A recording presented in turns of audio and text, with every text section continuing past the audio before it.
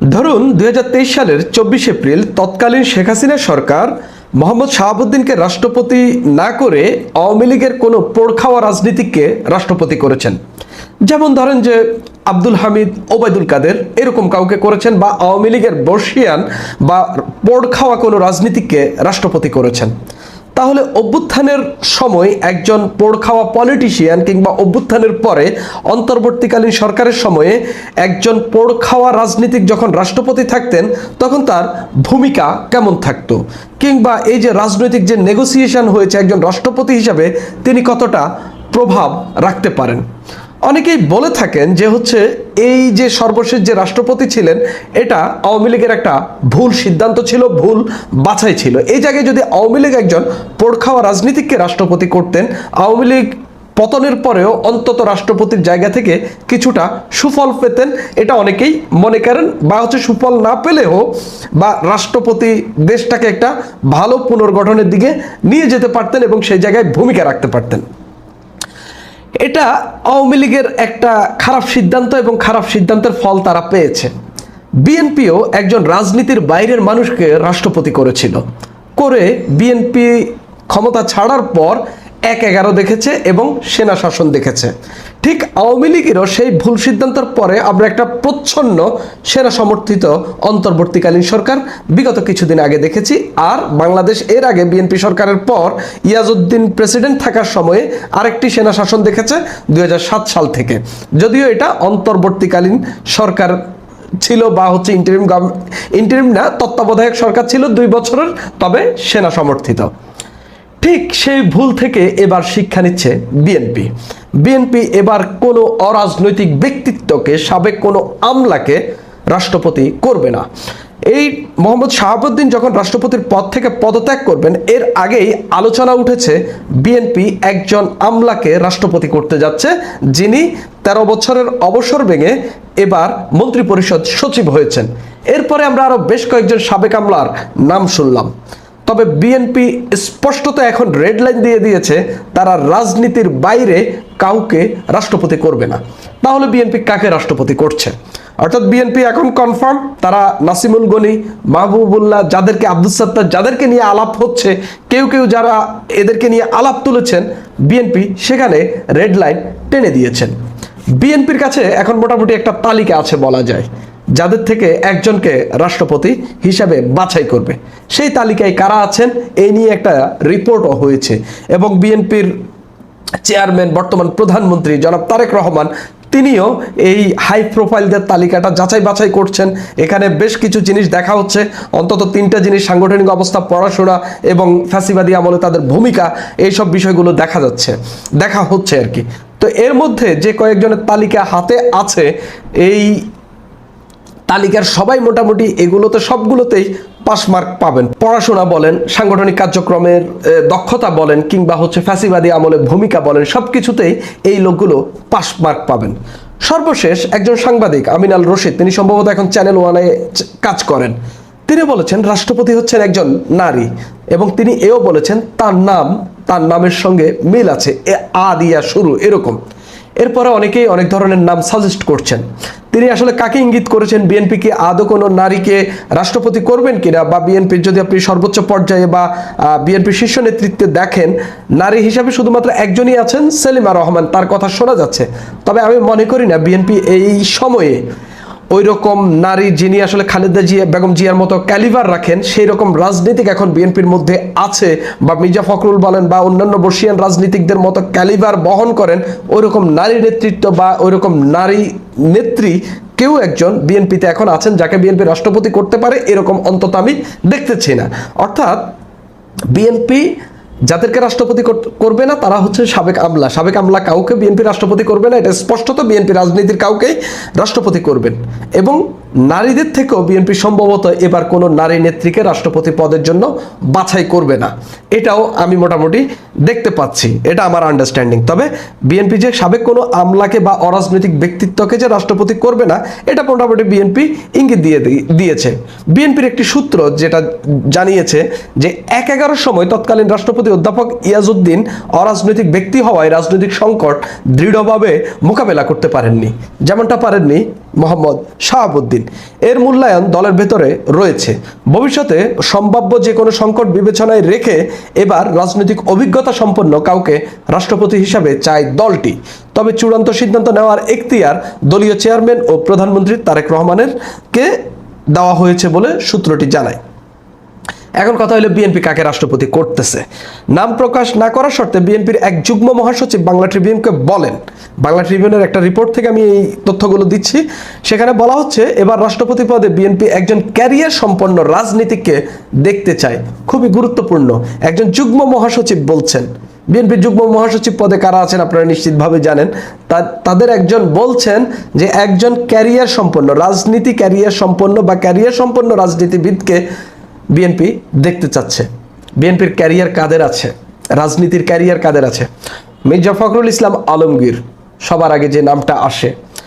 খন্দকার মোশাররফ হোসেন কুমিল্লা 1 আসন থেকে নির্বাচিত বিএনপির এমপি এবং যাকে বিএনপি এই সরকারের আমলে কোনো পদ দেননি, যিনি আগে স্বরাষ্ট্র, স্বাস্থ্য, তারপরে বিদ্যুৎ ও জ্বালানি মন্ত্রণালয়ের মতো গুরুত্বপূর্ণ মন্ত্রণালয়ের দায়িত্ব পালন করেছেন এবং লন্ডনে পড়াশোনা করেছেন, যার পড়াশোনা বলেন, সাংগঠনিক দক্ষতা বলেন, সব দিকেই ভালো ক্যালিবার রয়েছে। মির্জা ফখরুল ইসলাম আলমগীরের কথা বলেন একজন পরিচ্ছন্ন রাজনীতিক হিসাবে এবং বিএনপির সবচেয়ে ক্রাইসিস সময়ের মহাসচিব হিসাবে তিনি যেভাবে দলের বর্তমান চেয়ারম্যানের অনুপস্থিতিতে বলতে ফিজিক্যাল অনুপস্থিতিতে এবং বেগম জিয়া যখন কারাগারে ছিলেন সেই সময় বিএনপির প্রধান ফেস হিসাবে যিনি বিএনপিকে আগলে রেখেছেন, পাশাপাশি এবং দলকে আন্দোলনের মাঠে রেখেছেন এবং ফ্যাসিবাদ বিরোধী ভূমিকায় তীব্রভাবে অবতীর্ণ হয়ে তার সর্বোচ্চ দিয়ে গেছেন, জেল খেটেছেন, মামলা খেয়েছেন, নানান কিছু করেছেন, কিন্তু কোনো দুর্নীতির অভিযোগ যার বিরুদ্ধে ওঠেনি সেই মির্জা ফখরুল ইসলাম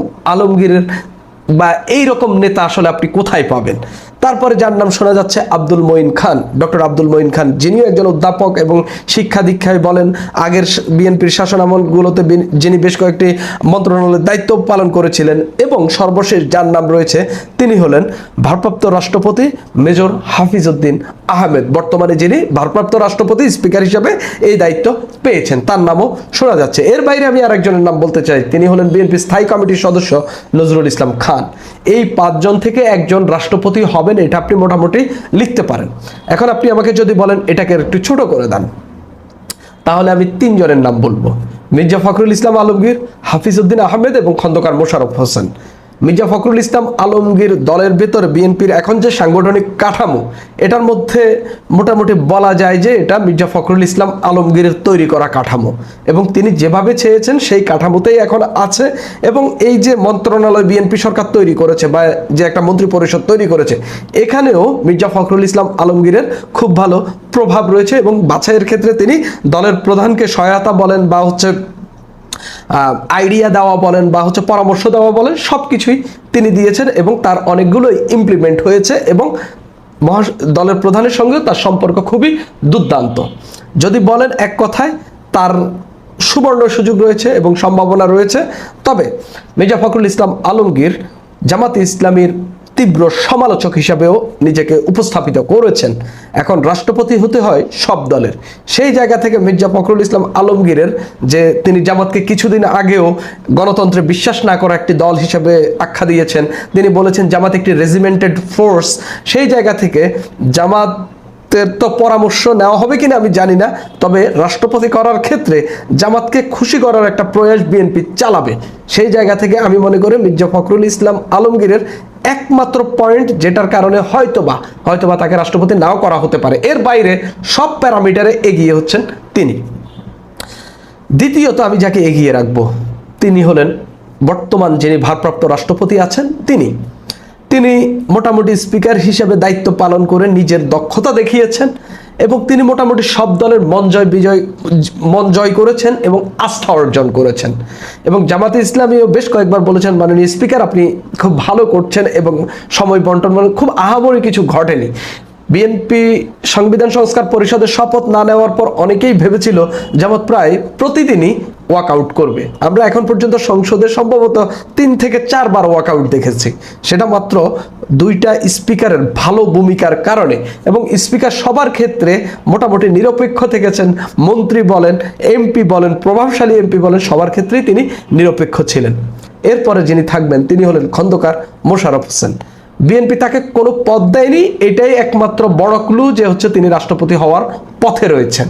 এবং যখন হচ্ছে মন্ত্রী পরিষদ গঠন হচ্ছে তখন এরকম আমি শুনতে পেলাম যে খন্দকার মোশাররফ হোসেনকে কোনো পদ দেওয়া হচ্ছে না, বিকজ অফ প্রেসিডেন্ট, তাকে প্রেসিডেন্ট করা হবে, এই জন্য হচ্ছে তাকে কোনো পদ দেওয়া হয়নি। সেটা হয়তো বা আমরা দেখতে পারি। এর বাইরে আব্দুল মঈন খান, তার ভালো সম্ভাবনা রয়েছে। অনেকেই বলে থাকেন বিএনপিতে তার খুব স্ট্রং কোরাম নেই, তার সিন্ডিকেট নেই। আমরা দেখেছি জনাব তারেক রহমান কিভাবে লোক বাছাই করছেন, কিভাবে চমক দেখাচ্ছেন, সেই চমকের জায়গা থেকে আব্দুল মঈন খান হওয়ার খুবই সম্ভাবনা আছে।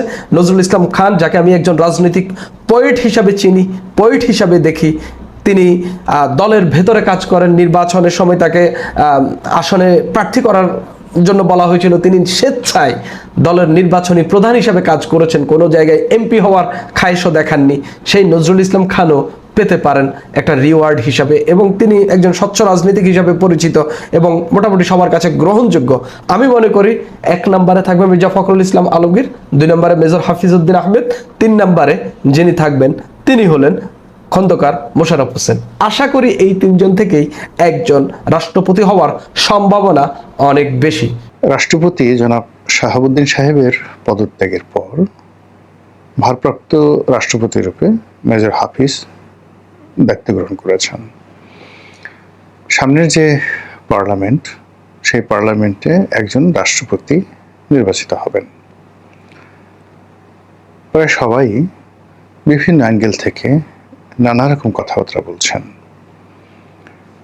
কেউ সেই তারেক রহমান সাহেবের শ্বশুর পক্ষের আত্মীয়, অর্থাৎ জুবাইদুর রহমানের আত্মীয়া আইরিন খান, যিনি একটি বিশ্ববিখ্যাত মানবাধিকার সংগঠনের প্রধান রূপে দীর্ঘদিন দায়িত্ব পালন করেছেন, অ্যামনেস্টি ইন্টারন্যাশনালের প্রধান রূপে।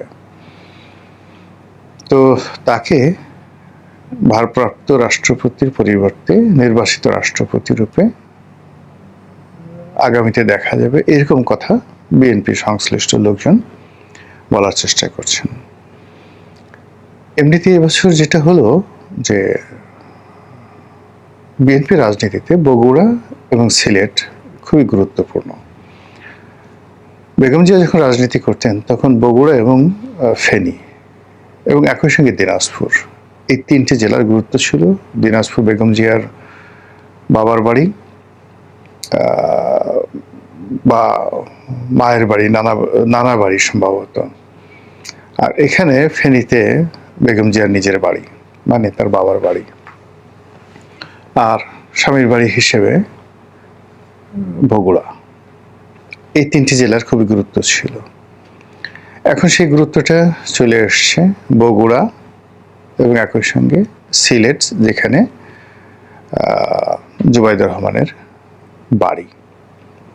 তো সেদিক থেকে জুবাইদুর রহমানের যত আত্মীয় স্বজন রয়েছেন তারা উদ্বেলিত। সিলেটের মানুষ জনাব তারেক রহমান সাহেবকে দুলাভাই বলে, এবং তারা আশাই করতে পারে সিলেটের থেকে, বিশেষ করে জুবাইদুর রহমানের আত্মীয় স্বজনের মধ্য থেকে একজন প্রেসিডেন্ট হবেন।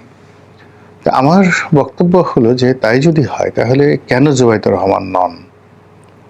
তিনিও তো সর্বগুণে গুণান্বিতা, তিনিও তো রাষ্ট্রপতি হতে পারেন। বাংলাদেশ একজন মহিলা রাষ্ট্রপতি পেল এবং সেটা জনাব তারেক রহমান সাহেবের সহধর্মিণী, এটা তো আরো ভালো হয়। এমনকি সারা বিশ্বকে চমক লাগিয়ে দেওয়া যেতে পারে যদি জাইমা রহমানকে রাষ্ট্রপতি করা হয়। তো এনিওয়ে, সরকার কি করবে না করবে সেটা তাদের ব্যক্তিগত বিষয়। এর বাইরে যে নামগুলো আসছে তাদের মধ্যে হোসেন জিল্লুর রহমানের নাম কেউ কেউ বলছেন। তারপর দলের ভিতরে যারা দীর্ঘদিনের ত্যাগী নেতা আছেন তাদের মধ্যে মির্জা ফখরুল সাহেব সবার আগে, খন্দকার মোশাররফ সাহেবের নাম আসছে, ডক্টর মঈন খানের নাম আসছে। কিন্তু কেন জানি আমার মনে হচ্ছে যে হয়তো এরকম যারা প্রবীণ রাজনীতিবিদ রয়েছেন, বয়স্ক, তাদের মধ্য থেকে কেউ নির্বাচিত নাও হতে পারেন। অনেকে ডক্টর মোহাম্মদ ইউনূসের নির্বাচন হওয়া নিয়ে নানা রকম কথাবার্তা বলছেন। ব্যক্তিগতভাবে ডক্টর মোহাম্মদ ইউনূস সম্পর্কে আমি আশাহত। যতটা না আশাহত তার চেয়ে বেশি তার ব্যাপারে আমার আবেগ ছিল, ভালোবাসা ছিল একেবারে সেই আমি ওনাকে যেই দিন থেকে জেনেছি সেই দিন থেকে একেবারে আগস্ট মাসের 5 তারিখ পর্যন্ত। 2024 সালের আগস্ট মাসের পরে রাষ্ট্র ক্ষমতায় এসে তিনি যে দায়িত্বহীনতা, কর্তব্যহীনতা, স্বজনপ্রীতি, ব্যক্তিগত দুর্বলতা, ব্যক্তিগত রাগ, ক্রোধ, ক্ষোভ এবং প্রশাসন চালাতে সীমাহীন ব্যর্থতার যে নজির স্থাপন করেছেন, তাতে করে আমাদের পুরো রাজনীতির যে খোলস, কৃষ্টি এবং কালচার, এগুলো সব এলোমেলো হয়ে গেছে। অথচ টিল নাও, এখনো পর্যন্ত এই মানুষটির একটা ইন্টারন্যাশনাল কানেক্টিভিটি রয়েছে, যেটা বাংলাদেশে এখনো পর্যন্ত জীবদ্দশায় আর কারোরই নেই। তার একটা আমেরিকান কানেক্টিভিটি রয়েছে, ইউরোপিয়ান কানেক্টিভিটি রয়েছে, সারা দুনিয়াতে তার একটা কানেক্টিভিটি রয়েছে। কিন্তু সমস্যাটা হলো যে আপনি এই মানুষটিকে আপনি যদি অ্যাডমিনিস্ট্রেটিভ চিফ হিসেবে দেন, তাহলে তিনি পারবেন না, অর্থাৎ প্রধানমন্ত্রীর মতো এক্সিকিউটিভ পদ পারবেন না। কিন্তু তাকে একটি অলংকারিক পদ হিসেবে যদি রাষ্ট্রপতি বানানো হয়, তাহলে তার এই ব্র্যান্ডিংটা ব্যবহার করা যেতে পারে। এখন সেটা সরকার করবে কি করবে না, এটা তাদের ব্যাপার। কিন্তু সরকার কিন্তু ক্ষমতা আসার আগে তারা বলেছিল, একাধিকবার তারা বলেছিল যে তারা সক্রিয়ভাবে বিবেচনা করবে ডক্টর মোহাম্মদ ইউনূসকে রাষ্ট্রপতি পদে নিয়োগ দিয়ে তার যে ব্র্যান্ডিং ইমেজ রয়েছে সেই ইমেজটিকে তারা ব্যবহার করবেন। এই গেল এক। 2 নম্বর হলো যে আমি যেটা ব্যক্তিগতভাবে মনে করি সেটি হলো রাজনীতির সৌন্দর্য কৃতজ্ঞতা বোধে। রাজনীতির সৌন্দর্য হলো প্রতিদানে আর কমিটমেন্ট রক্ষা করার ক্ষেত্রে। নেলসন ম্যান্ডেলার একটা চমৎকার কথা শুনেছিলাম, যখন আমেরিকাতে তিনি গেলেন প্রেসিডেন্ট হয়ে, তখন সবাই তাকে বলল যে আপনি কি ধরনের কাজকর্ম করছেন, পুরো ওয়েস্ট যাদেরকে খারাপ বলছে, আপনি কিউবাকে বলছেন কিউবা একটি ভালো দেশ, ইয়াসির আরাফাতের প্রশংসা করছেন, লিবিয়ার কর্নেল গাদ্দাফির প্রশংসা করছেন। এটার উত্তরে তিনি খুব বোল্ডলি যে বক্তব্য দিয়েছিলেন, এখনও আমার কাছে মনে হয় একজন রাষ্ট্রনায়কের এর চাইতে বোল্ড এবং মাস্টারপিস কোনো বক্তব্য আমি এখন পর্যন্ত শুনিনি। তিনি যেটা বলেছিলেন যে আমাদের ওয়েস্ট, পশ্চিমা যারা রাষ্ট্র, তারা মনে করে যে তাদের বন্ধু আমাদের বন্ধু হবে এবং তাদের শত্রু আমাদের শত্রু হবে, কিন্তু এটা সত্য নয়। আমরা দক্ষিণ আফ্রিকার ন্যাশনাল কংগ্রেস যখন খুব বিপদগ্রস্ত ছিলাম, সবার আগে আমরা আমেরিকার কাছে এসেছি, তারপর ইউরোপের কাছে গিয়েছি সাহায্য চাওয়ার জন্য। কেউ আমাদেরকে আশ্রয় দেয়নি, সাহায্য দেয়নি। কিন্তু যেই মুহূর্তে আমরা কিউবার কাছে গিয়েছি, সঙ্গে সঙ্গে ইনস্ট্যান্টলি তারা আমাদেরকে গ্রহণ করেছেন, সাহায্য করেছেন। একই কাজ করেছেন কর্নেল গাদ্দাফি এবং ইয়াসির আরাফাত। তো কাজেই সারা দুনিয়া তাদেরকে যত কথাই বলুক না কেন, আমরা এই অনৈতিক কাজটি করতে পারবো না। তো এই যে নেলসন ম্যান্ডেলা, তিনি যেভাবে তার দলকে এখনো পর্যন্ত দক্ষিণ আফ্রিকা রাষ্ট্র ক্ষমতায় রেখেছেন, তিনি যেভাবে সম্মানজনকভাবে বিদায় নিয়েছেন, সারা পৃথিবী যেভাবে তাকে মাথায় করে নাচছে তার এই বোল্ডনেসের কারণে, সেক্ষেত্রে তারেক রহমান সাহেবেরও স্মরণ করা উচিত, সারা দুনিয়া কে কি বললো ডাজ নট ম্যাটার, কে কি মন্তব্য করলো ওটাও কোনো বিষয় নয়। তার বিষয় হলো ডক্টর মোহাম্মদ ইউনূসের সঙ্গে ক্লোজ ডোরে তার কি কথা হয়েছে, আমরা কিচ্ছু জানি না। কিন্তু এই কথার বাইরে তিনি যদি যান, তাহলে তার এবং তার সরকারের উপর থেকে যে বরকত রয়েছে, খোদাই বরকত রয়েছে, এটা উঠে যাবে। ডক্টর মোহাম্মদ ইউনূস আগেই বলেছি যে এখন তিনি আমার পছন্দের মানুষ নন। তার পুরো শাসন জামানাতে আমি যেভাবে যাকে বলা হয় সমালোচনা করেছি, এটা হয়তো বাংলাদেশে ওভাবে আর কেউ করেনি, একেবারে শুরুর দিক থেকে। কিন্তু আমি তারপরেও বলছি যে এই রাষ্ট্রটি সুন্দরভাবে চালানো দরকার। তো এই রাষ্ট্রটি সুন্দরভাবে চালানোর জন্য যেটি দরকার সেটা হলো তারেক রহমান সাহেবের ধর্মবোধ নীতি নৈতিকতাবোধ এবং respectful attitude towards the commitment. তো সেক্ষেত্রে ডক্টর মোহাম্মদ ইউনূস তাকে যে সহযোগিতা করেছে সেই জায়গা থেকে তিনি যদি সরে আসেন, তাহলে তার সরকারের উপর যদি বরকত উঠে যায়, এই সরকার এবং এই দেশ আবার একটা বিপদে পড়বে। আপনি, আমি, আমরা সবাই কিন্তু বিপত্তিতে পড়ব। এই কারণে এই কথাগুলো বলছি। 2 নম্বর হলো যে আমি বিএনপির কোনো অবস্থাতে একজন সুবিধাভোগী নই। বিএনপির একেবারে সবচেয়ে চরম দুঃসময় এসেছি। বিএনপির হয়ে নির্বাচন করেছি, বিএনপি একটা মনোনয়ন দিয়েছে, কিন্তু এই মনোনয়নটা ধারণ করার জন্য, ইলেকশন করার জন্য আমার প্রচুর টাকা খরচ হয়েছে। আওয়ামী লীগ থেকে বিএনপিতে যাওয়ার কারণে আওয়ামী লীগের যে জুলুম, অত্যাচার, মানসিক নির্যাতন, মামলা মোকদ্দমা যা কিছু হয়েছে, বিএনপির খুব অল্প লোকের জীবনে এরকম আসছে। কিন্তু এই বিএনপি ক্ষমতায় এসছে তার ঠিক 1 বছর আগের থেকে, আরও অনেক আগের থেকে, মানে আমি সিদ্ধান্ত নিয়েছি যে না, মানে বিএনপি ক্ষমতা আসুক, কিন্তু আমি এই সরকারের কোনো ফলভোগী হব না। তো কাজে বিএনপির সঙ্গে আমার কোনো স্বার্থ সংশ্লিষ্ট বিষয় নেই, কিন্তু আমি চাই যে দলটি ভালো করুক, রাজনীতির একটা ধারাবাহিকতা থাকুক এবং সবাই মিলেমিশে সুন্দরভাবে রাজনীতি করুক। কিন্তু এখানে যদি কমিটমেন্টের জায়গাগুলো, সেটা সেনাপ্রধানের সাথে তারেক রহমান সাহেবের হতে পারে, ইন্ডিয়ার সঙ্গে হতে পারে, শেখ হাসিনার সঙ্গে হতে পারে, জামাতের সঙ্গে হতে পারে, ডক্টর ইউনূসের সঙ্গে হতে পারে, প্রতিটি কমিটমেন্ট তাকে রক্ষা করতে হবে এবং কমিটমেন্টের জায়গাতে যদি তিনি ভুল করেন তাহলে সর্বনাশ ঘটে যাবে। তো সেই দিক থেকে বিভিন্ন সময়টিতে ডক্টর মোহাম্মদ ইউনূসের সঙ্গে বিএনপির জনাব তারেক রহমান সাহেবের ব্যক্তিগতভাবে কি কথা হয়েছে আমরা জানি না, কিন্তু আমার ব্যক্তিগতভাবে অনুরোধ, তার সঙ্গে যদি কোনো কথা হয়ে থাকে, এই কথা রাষ্ট্রনায়ক রূপে পরিবর্তন করা তার জন্য শোভনীয় নয়। এর বাইরে যেটি হয়েছে সেটি হলো, যদি ডক্টর মোহাম্মদ ইউনূসের রাষ্ট্রপতি হওয়ার ব্যাপারে কোনো সমস্যা থাকে, এর কারণ হলো মানে তার ক্ষমতা নেই, তার অনেক শত্রু তৈরি হয়েছে, এটা যেমন সত্য, আবার তার অনেক ভক্ত আছে বাংলাদেশে। টিল নাও শেখ হাসিনার যেভাবে ভক্ত আছেন, ডক্টর মোহাম্মদ ইউনূসেরও অসংখ্য ভক্ত, বন্ধুবান্ধব, শুভানুধ্যায়ী আছেন, যারা শত প্রতিকূল অবস্থার মধ্যে তাকে ছেড়ে যায়নি এবং আগামীতে যাবে না। তো কাজেই তাদেরকে নিয়ে যদি কোনো সমস্যা থাকে, তাকে রাষ্ট্রপতি করার ক্ষেত্রে অভ্যন্তরীণ এবং আন্তর্জাতিক সেই বিষয়গুলো তাদের সঙ্গে খোলামেলা আচরণের মাধ্যমে নয়, খোলামেলা কথাবার্তা বলে তাদেরকে বোঝানো উচিত।